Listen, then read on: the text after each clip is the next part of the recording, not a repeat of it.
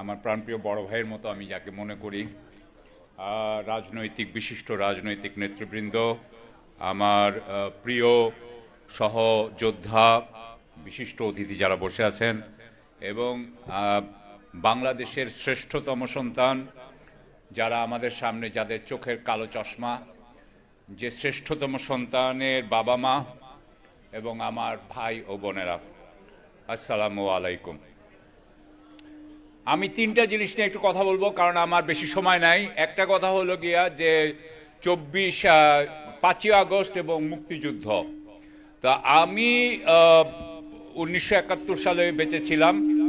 1971 সালে আমি তখন আপনার এই ঢাকার এলিফ্যান্ট রোডে বাটা মোড়ে থাকতাম। ওখানে একটা বাসা আছে, এখন প্রায় ভুতুড়ে একদম মেইন রাস্তার উপরে। সেখান থেকে আমি দেখতাম বারান্দায় বসে বসে। আমি আপনাকে বলতে পারি যে 5ই আগস্ট বা 24 জুলাই হলো বাংলাদেশের জাতির জন্য ফাইনেস্ট আওয়ার, শ্রেষ্ঠতম সময়। শ্রেষ্ঠতম। আচ্ছা, কেন শ্রেষ্ঠতম সময়? শ্রেষ্ঠতম সময় কারণ হলো আমাদের এই ভাইরা, আমাদের এই সন্তানরা তারা কিন্তু পালিয়ে যুদ্ধ করে নাই, তারা বুক চিতিয়ে যুদ্ধ করেছিল।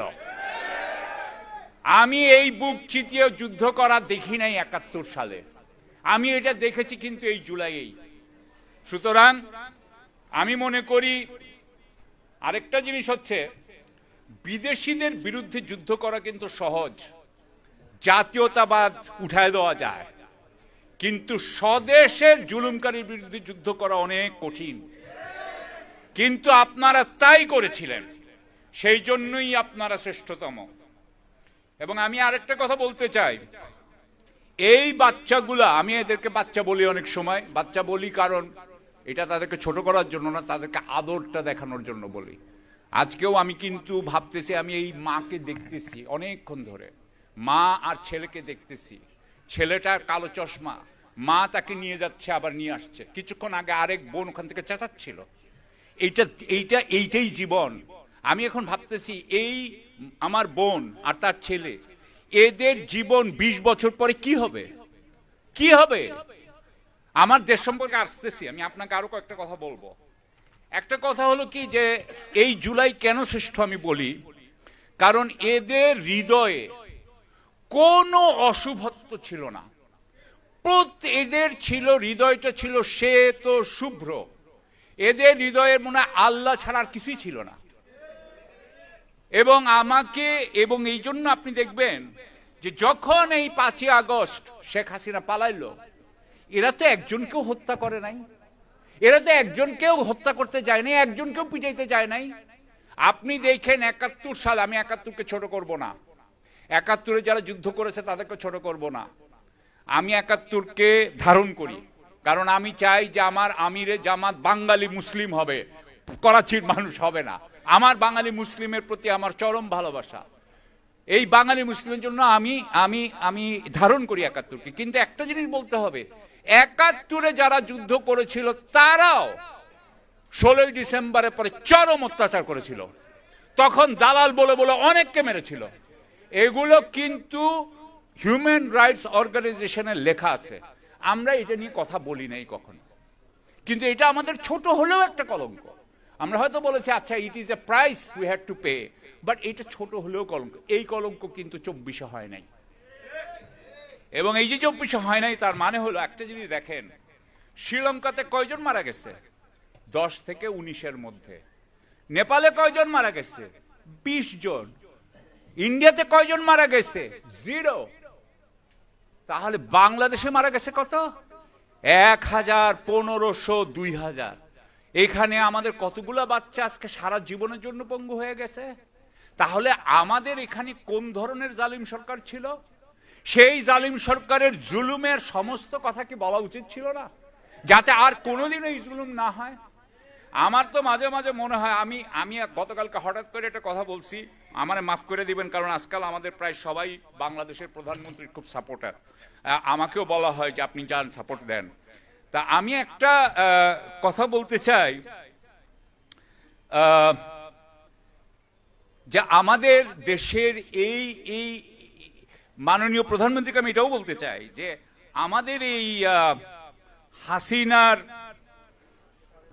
হাসিনার আমলাদেরকে মারা হয় নাই, হাসিনার নেতাদেরকে মারা হয় নাই, এবং আপনারা যে মুখ বুঝে বুঝে সহ্য করতেছেন, আমার মনে হয় প্রাইম মিনিস্টারের উচিত যে আপনাদের এই বেদনাটাকে এখনই দেখা।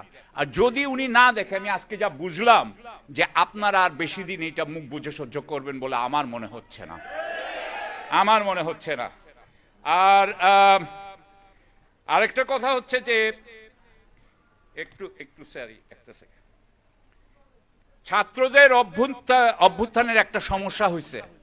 ছাত্রদের অভ্যুত্থান যখন হয় তারা তখন তাদের নিজেদের ইস্যু নিয়ে কাজ করে, এটা স্বাভাবিক, কিন্তু ওই ইস্যু কিন্তু জাতীয় ইস্যুর সমস্যা। জাতীয় ইস্যুর সমস্যার কারণেই আপনাদের সমস্যা হয়, আপনারা জাতির থেকে বিচ্ছিন্ন না। কিন্তু দেখেন এই যে যখন ছাত্ররা শ্রীলঙ্কাতে জিতলো, কিন্তু সেই সরকারের হাতে চলে গেল, নেপালের সরকারের হাতে চলে গেছে, এখন বাংলাদেশের সরকারের হাতেও চলে গেছে। আমার কাছে মনে হয়, আমি একটু আগে যেটা ভুল করতেছিলাম, আমি এখন প্রধানমন্ত্রীকে এটা বলতে চাই, আমার চোখের থেকে আগের সরকার ছিল সরবে জুলুম, এখনটা মনে হচ্ছে নীরবে জুলুম।